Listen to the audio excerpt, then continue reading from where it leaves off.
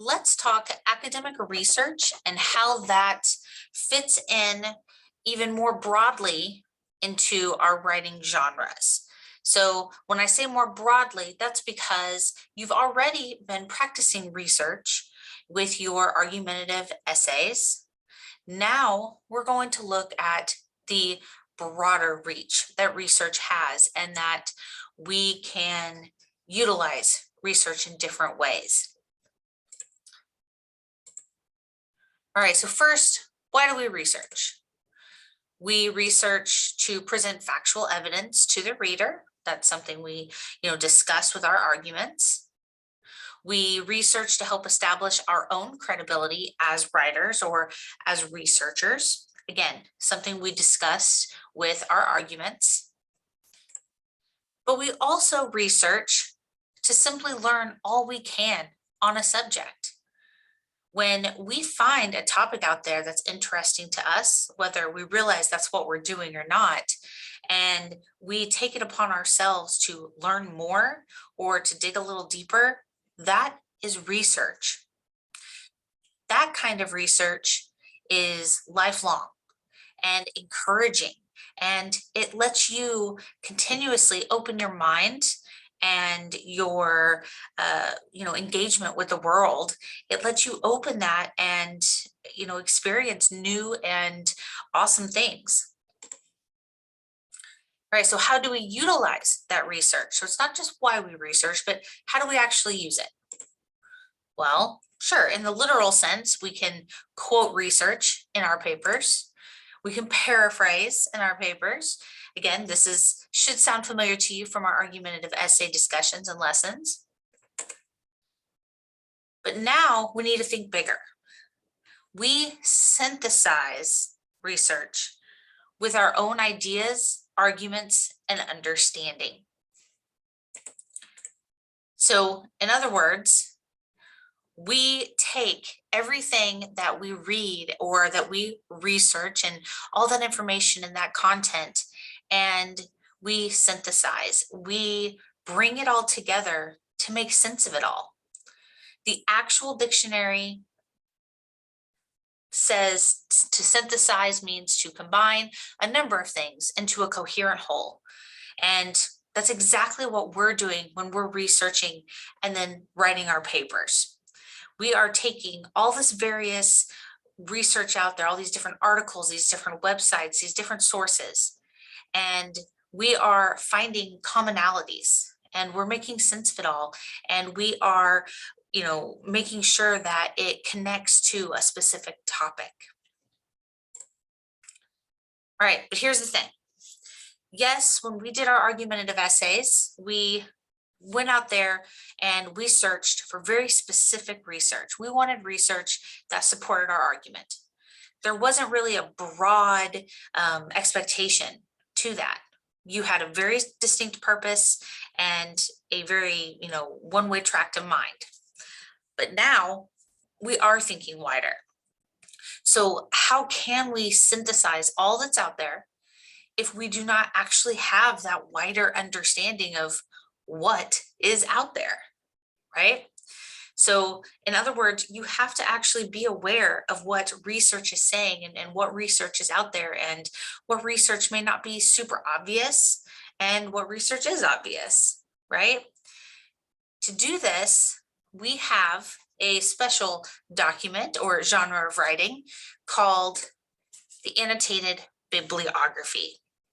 And this brings us to our essay 3. So let's break this document down. There's a sample there on your screen. Now, I don't expect you to read that tiny text, but you can see that it's not looking like an essay that you've written before. But before we get there, like I said, let's break it down. The annotated bibliography is an MLA formatted listing and evaluation of sources relevant to your subject.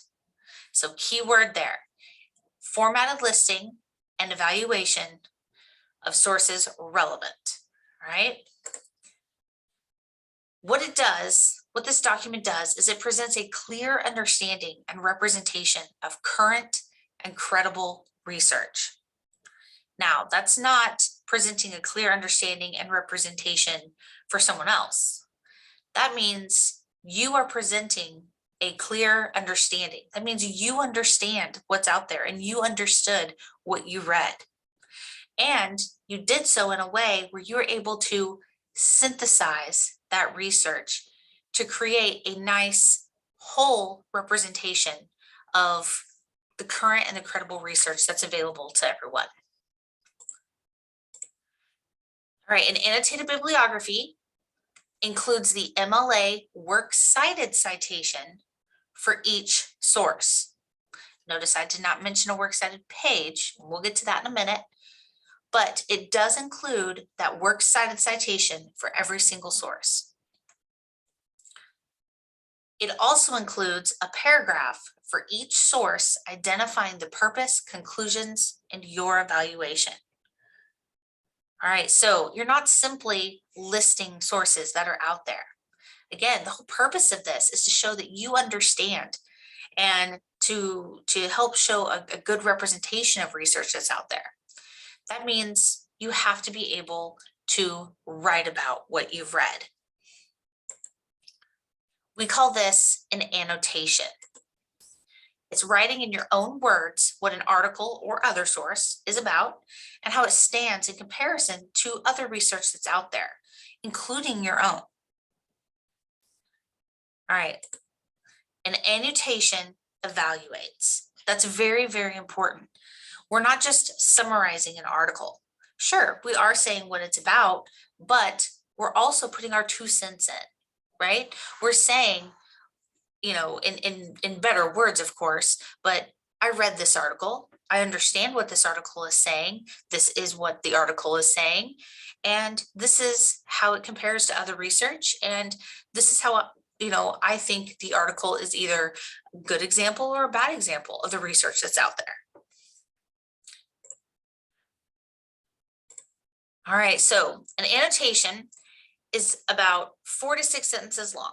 It's roughly 150 to 200 words, and it addresses the main focus or purpose of the work, usefulness or relevance to your research topic, special features of the work that were unique or helpful, the background and credibility of the author, conclusions or observations reached by the author, and conclusions or observations reached by you. Now, I borrowed this list from another university. Let's make it a little more local to specifically our classroom. All right, so the annotations are about 4 to 6 sentences long, roughly 150 to 200 words, and it addresses what is the article webpage or whatever source about? What are the authors and content creators hoping to accomplish? And you can look at that as what are they hoping to accomplish through providing the source, you know, putting it out there to the world, or what were they hoping to accomplish by doing their own research? Is the information relevant to your topic? You always need to ask yourself, and that should sound familiar from our arguments. What did this source offer that was helpful in my research or to my understanding of the topic? What did they do? Did they provide examples for you to learn further or to dig deeper? Did it provide additional resources for you to check out, you know, if you wanted to know more? Did it offer a new perspective that you'd never thought of or you haven't seen in other research? Is the author or content creator credible?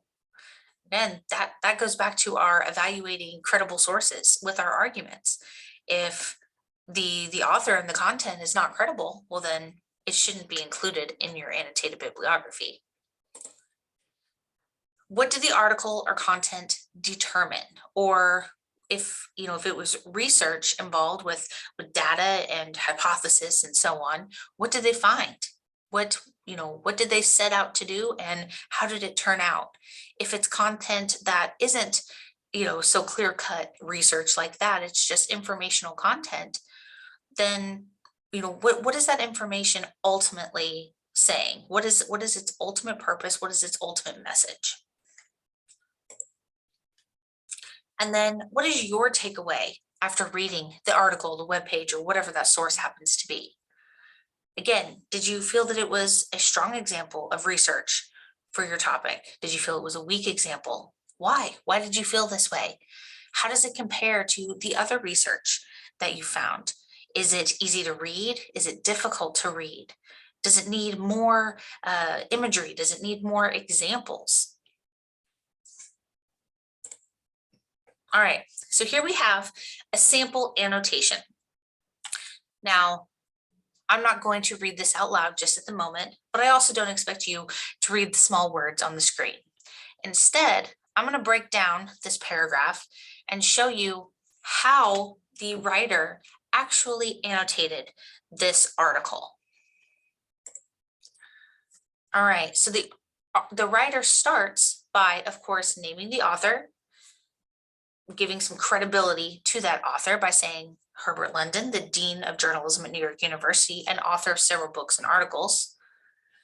And then the writer briefly states what the article was about. It's about how television contradicts 5 commonly believed ideas. The writer then gives a few examples as to what the article provided that made it easy to understand and easy to correlate with other research. In this case, he uses specific examples of events seen on television, such as the assassination of John Kennedy, to illustrate his points. His examples have been selected to contradict such truisms as seeing is believing, a picture is worth 1,000 words, and satisfaction is its own reward. So again, he's showing examples, he's engaging with that article, and the writer here is showing that these examples helped understanding and helped apply this article in other ways. Next, the writer shows how London is credible, or possibly not, depending on how you view these 2 sentences. The first sentence says, London uses logical arguments to support his ideas, which are his personal opinion. He does not refer to any previous works on the topic. So again, depending on how you're approaching this source and your topic and your purpose behind your annotated bibliography, you can decide here, is that credible or is that not? But it's worth mentioning. And then finally, the writer gives his own perspective. London's style and vocabulary would make the article of interest to any reader. The article clearly illustrates London's points, but does not explore their implications, leaving the reader with many unanswered questions. So the writer doesn't just come out and say, this was a bad article, right? It also doesn't come out and say, this is a good article. That wouldn't be successful for your annotation. Instead, he shows why he feels different ways. So London's style and vocabulary would make the article of interest to any reader. He's giving a good reason as to why he feels any reader would be interested to read this article. But then the article clearly illustrates London's points, but does not explore their implications, leaving unanswered questions.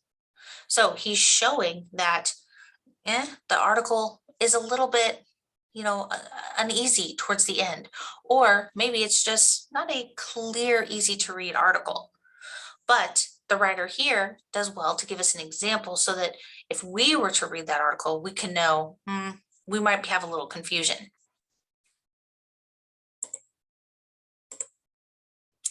All right. Warning, annotations are not abstracts. An annotation does not equal an abstract. These are 2 very different words, 2 very different things.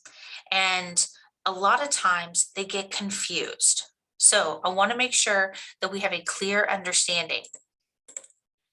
An abstract is when the author writes a summary of their article or content. Remember, an annotation is you, the reader, it's your words. And you're not just writing a summary, right? You're actually evaluating that piece of reading. The abstract comes from the author. Now, also understand this is rarely a complete source, as it does not include thorough details. We discuss this with our argumentative essay. An abstract, when you find one, if you cannot access the rest of the article, you keep moving in your research. It's going to be no different for your annotated bibliographies. An abstract is simply a summary. You cannot say that you read a summary and so you have read the whole piece. You must be able to read the full text. All right, so I've kind of alluded to it already, but an annotated bibliography is not a traditional essay structure. It does not have a beginning, middle, and end. It does not have, the intro, the body paragraphs, the conclusion. It doesn't have any of that. It is its own document, its own genre of writing, and it's its own type of essay. Here is an example of an entry. We have the works cited citation that's required, and then we have the paragraph annotation. Now, you'll notice there's very specific indents. We have no indent on that first line of that citation, and then we have a 1/2 inch indent on the second line of the citation. And then when the paragraph starts, we have a full 1 inch indent. This is a part of the MLA formatting. All right, so when you're looking at MLA formatting for this type of writing, of course, as always, use the MLA style guide. This isn't necessarily going to tell you how to format your page, but again, it's going to get you the correct citation formats or citation documentation. The listing itself is alphabetized. So you start A all the way down to Z on your list of sources. Oops. And again, that indent on the second and subsequent lines of each citation needs to be a 1/2 inch. The indent on the whole of each annotation, so each paragraph, is 1 inch. Now you'll notice there's no extra spaces. It's all simply double spaced. There's not even extra space between the citation and the paragraph. Now, this does not include an in-text citations or a works cited page. You simply don't need it for an annotated bibliography. That's because your bibliography is already a listing. And if you're going to quote anything within your actual annotation, which is wonderful, you should, but if you're going to, you don't really need to do any kind of in-text citation because it's understood that that quote goes with that annotation and that annotation goes with that citation. All right, again, I will remind you over and over and over and over again, use the MLA style guide to help yourself. Do not depend on your brain to remember all of this information in terms of the documentation and the formatting. Use the style guides. All right, so while my screen is shared, I'd like to go ahead and show you all our essay 3.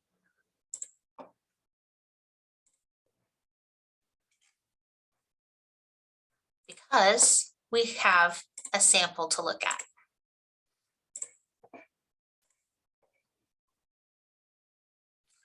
So in my PowerPoint, it's really easy for me to talk about the formatting, but really you need to see it. So when we get down to our annotated bibliography, we have the title, and then we have each citation, and then the annotation, citation, annotation, and so on and so on. Again, there's no extra spaces. There's nothing beyond your basic formatting for an MLA essay.